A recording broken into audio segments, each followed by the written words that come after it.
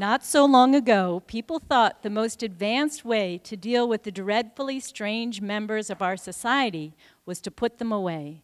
Ladies and gentlemen, 2013 marks the 20th anniversary of Vermont closing its institution for the dreadfully strange, the Brandon Training School. This is VSA Vermont's Awareness Theater Company. We've been creating theater for 14 years, and my favorite thing is when we go into high schools and these guys get up on stage and perform their own work, and the high school students get to talk with them afterwards. Because everyone has a story. Like Camille. Camille Cardinal is a woman who, when she walks into a room, she scares people if they don't know her. She's big, she's scary, but she gets on stage and she starts lighting up, telling a story about her hamster. Afterwards, everyone wants to touch her. This is Mark Utter. His last name is Utter, U-T-T-E-R, but contrary to his name, he is unable to say what he's thinking. He was given a diagnosis of mental retardation when he was a kid, but probably is somewhere on the autism spectrum. He says, "When I was young, I was moored in an inaccessible sea. I was forever wishing people would realize that I was thinking and wanting people to know I am in here." About 15 years ago, Mark was introduced to an alternative form of communication called supported typing by Pascal Chang, who's a communication specialist at Howard Center Developmental Services. He's also one of the stars of the movie Wretches and Jabberers, and then the poster's up there on the wall.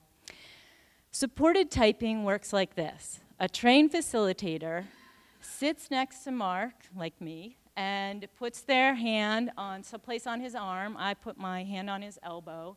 And this allows him to focus so he can, and he says this takes a lot of concentration, slowly type out what he's thinking.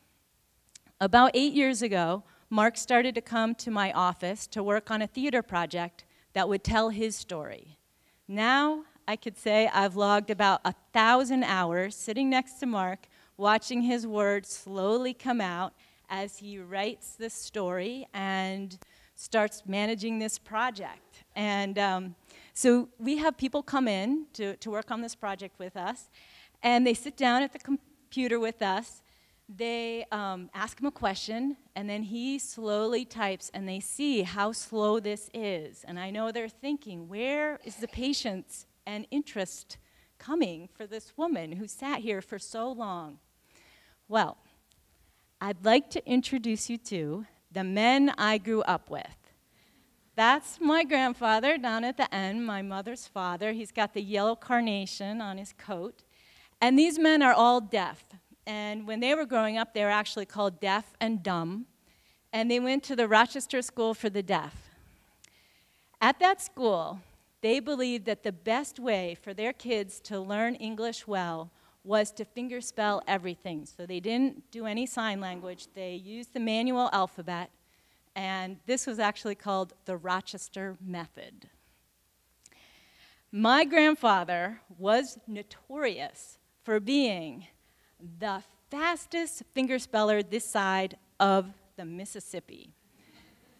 And as a kid, I learned how to fingerspell, and fingerspelling was really easy. It's easy to talk with it, but it's really hard to understand it, and you employ a lot of concentration, and I did this with my grandfather, and it was totally worth it, because he had a lot to tell me. At the same time, I would see when my grandfather was out in the community and not with other deaf people, and Mark experiences this a lot too, where people don't know how to deal with him. My grandfather made a lot of noises and sounded different and gestures, and people would kind of close down, and I knew they were missing something.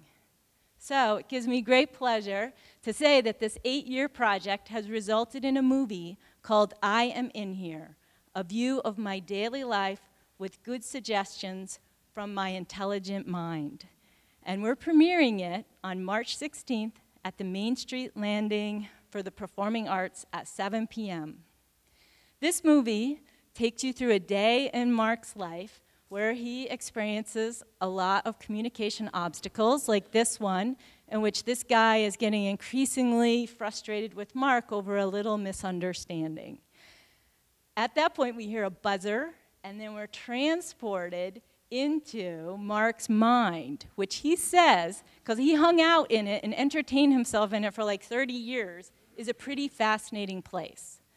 And in this mind, he has created a character in the movie who can say what he's thinking. And this character goes out into the world, and when he gets there, everything gets better.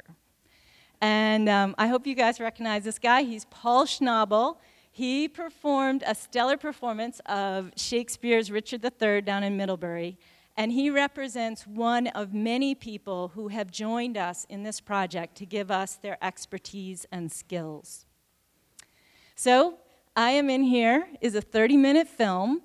We would ideally like to follow it always with a question and answer period with Mark. He's become a pretty amazing speaker, and he loves, not speaking, but typing, he loves to talk about communication. So definitely think about if you'd like to have us come and bring the movie in conversation.